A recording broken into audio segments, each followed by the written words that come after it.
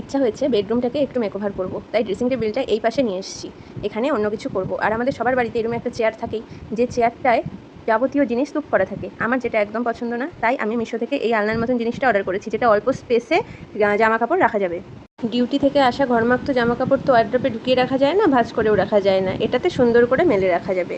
এরপর ঘরের এই জায়গাটাকে আমি একটু অন্যরকমভাবে ডেকোরেট করব। এখানে ড্রেসিং টেবিলটা ছিল, তাই নোংরা জমেছিল, এই পোর্শনটা ভালো মতো ক্লিন করে নিলাম।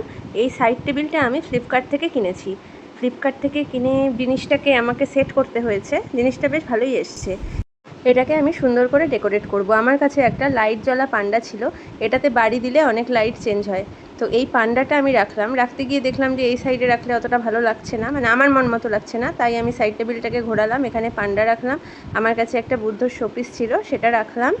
এরপর কি রাখা যায় ভাবতে ভাবতে মিশো থেকে যে ফুলদানিটা কিনেছিলাম সেই ফুলদানিটা রেখে দিলাম। একটা সেন্টেড ক্যান্ডেলস রাখলাম। আমার কাছে দুটো কিউট প্যাচাস পেচি ছিল, সেটা আমি নিচে রেখে দিলাম। মোটামুটি ডেকোরেট করা হয়ে গেল। আর একটু সাজাবো, সেটা কিছু জিনিস অর্ডার করেছি, এখনও আসেনি, আসলে আবার শেয়ার করব। আর এই আর্টিফিশিয়াল প্ল্যান্টটা আমি এই সাইড টেবিলের পাশে সেট করলাম। আমি মোটামুটি ব্ল্যাকের ওপর হোয়াইট অফ হোয়াইট থিমেই এইটাকে ডেকোরেট করছি। ব্ল্যাক বেসের ওপর হোয়াইট শোপিস রেখেছি, আর প্ল্যান্টারটাও ব্ল্যাক অ্যান্ড হোয়াইট। তো এইবার এইখানের যে পোর্শনের ওয়ালটা, সেই ওয়ালটাতে আমি কিছু ফটো ফ্রেম লাগিয়ে ডেকোরেট করলাম। আমরা বাঙালি মানুষ ঘুম থেকে উঠে একটু ঠাকুর প্রণাম করে না উঠলে আমাদের মনটা ভালো লাগে না, বিশেষ করে আমার মা তো তাই শিখিয়েছে ছোটো থেকে। তো সেই জন্য কিছু ঠাকুরের ছবি লাগালাম, কিন্তু একটু অন্যরকম, পেন্টিংগুলো একটু অন্যরকম চুজ করেছি। একটা পেঁচু, ম্যাকারেমের একটা পেঁচু ওয়াল হ্যাঙ্গিং এই সাইডের ওয়ালটায় লাগিয়ে দিলাম। ব্যাস, আমার এই ওয়ালটা মোটামুটি ডেকোরেট করা হলো। আরও কিছু অনলাইনে জিনিস আসবে। তো যাই হোক, এবার আমি আমার খাটটা ডেকোরেট করব। খাটের এই স্টিলগুলো দেখতে ভালো লাগে না, তাই আমি একটা খাটের কভার কিনেছি, এটাও আমি মিশো থেকে কিনেছি। এটা বেশ ইলাস্টিক ছিল। তো প্রথমে ভয়ে ভয়েই কিনেছিলাম যে কোনো খাটের মাপে হবে কি না, সাইজটা এক্স্যাক্ট লেখা ছিল না, কিন্তু জিনিসটা আমার খাটে খুব সুন্দরভাবে ফিট হয়ে গেল, এবং আমার মনে হয় এর থেকে বড় খাটেও বা রাউন্ড খাটেও জিনিসটা ফিট হবে। আর এরপর পর্দা লাগানোর পালা। এটুকু কাজ করতে আমি অলরেডি হাঁপিয়ে গেছি, গরম লেগে গেছে। তো এইবার আমি পর্দার স্ট্যান্ডগুলো সব খুলে নিয়ে এসেছি। খুলে নিয়ে এবার পর্দা দিয়ে সুন্দর করে সাজাবো। পর্দাগুলো আমি সব মিশো থেকেই অর্ডার করেছি, এবং একটা কালার কম্বিনেশান রেড অ্যান্ড হোয়াইটের মধ্যেই অর্ডার করেছি। রেড ঠিক বলা যায় না, মেরুন, তবে ক্যামেরায় দেখতে রেড রেডই লাগছে। যে দুটো জানলা ছিল, জানলায় পর্দা লাগানো হয়ে গেল। কিছু এক্সপেরিমেন্টও করেছিলাম, তো তারপর ভাবলাম যে না, এরমই থাক, একটু সিম্পল থাক। এবার দরজার পর্দায় আসি। দরজার পর্দাগুলো এরম প্রিন্টেড নিয়েছিলাম, এবং এইখানে আমি সেট করছি আমার মার বানানো কার্টেন হোল্ডার। রোজ থিমে মা বানিয়ে দিয়েছিল, এখানে গোলাপ আছে আর গোলাপের কুড়ি আছে। এই কার্টেন হোল্ডারটা আমি মাকে অনেক আবদার করে বানিয়ে নিয়েছিলাম, একদম অন্যরকম থিমে বানানো। তো পর্দার কাজ কমপ্লিট। এবার আমি বিছানার চাদরটা পাল্টাবো, মানে বেডটা ভালো করে ডেকোরেট করব।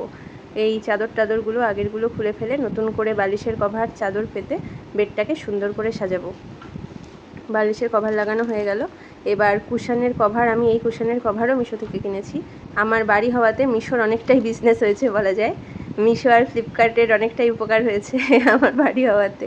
তো যাই হোক, কুশনের কভারও লাগানো হয়ে গেল। এবার বেডটাকে সুন্দর করে ডেকোরেট করব। প্রথমে এভাবে রেখেছিলাম, পরে দেখলাম ভালো লাগছে না, তো তারপরে আমি এভাবেই রাখলাম, একদম সিম্পলভাবে রাখলাম। সঙ্গে রাখলাম দুটো বই, কারণ ঘর সাজানো হয়ে গিয়ে আমি ফ্রেশ হয়ে একটু শান্তিমতো বই পড়ব। আর এই যে মোটামুটি আমার ঘর সাজানো কমপ্লিট। আমাদের একটা বড় ফটো লাগানো হয়েছে আমাদের বেডের ওপরেই। এবার আমি নিচের পাপোশটা চেঞ্জ করব। এই আগের পাপোশটা যেটা রাখা ছিল সেটাকে আমি বাইরে দিলাম, গেটের কাছে দিলাম, এবং এখানে মিশো থেকে নেওয়া আরেকটা সুন্দর পাপোশ পাতলাম।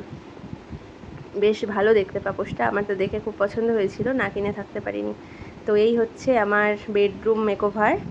তো আগের বেডরুম কেমন ছিল আর এখনটা কেমন লাগছে একটু দেখে আমাকে জানিও। আর এই একটা লোটাস, এটাও মিশো থেকে নিয়েছি। ফুলদানিটা নিয়েছি একটু সেলারের কাছ থেকে, সেটাই ড্রেসিং টেবিলের পাশের ফাঁকা জায়গাটায় রেখে দিলাম। তো এই যে আমার বেডরুমের ফাইনাল লুক। আমার তো ঘরে ঢুকেই এখন মনটা একটু শান্তি শান্তি লাগছে। আমার গুছিয়ে উঠতে প্রচুর টাইম লেগে গেছিলো। এই পুরো সামার ভ্যাকেশানটা আমি ঘর গোছানোর চক্করেই দিয়ে দিয়েছি বলতে গেলে। ঘরের বিভিন্ন কাজগুলো এই সামার ভ্যাকেশানটাতে আমি শেষ করেছি। তো এই ঘর গোছানোটা কেমন হয়েছে অবশ্যই জানিও। আর কোনো জিনিসের যদি লিঙ্ক তোমাদের লাগে তাহলে অবশ্যই কমেন্ট করো, আমি লিঙ্কটা তোমাদের ইনবক্স করে দেবো। তো চলো, আজকের মতন টাটা, আবার আসবো অন্য কোনো ভিডিও নিয়ে।